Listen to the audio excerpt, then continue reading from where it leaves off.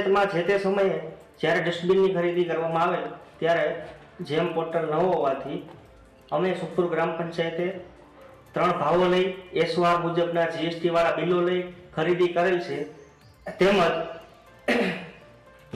આખરી સુનાવણી ડીડીઓ શ્રી દ્વારા તારીખ 1/12/2025 રોજ રાખેલ, જેમાં મને જાણ ન કરેલ, તેમજ તેથી હું ગેરહાજર રહેલ છું અને ડીડીઓ દ્વારા એક તરફી નિર્ણય કરેલ છે મારા ઉપર,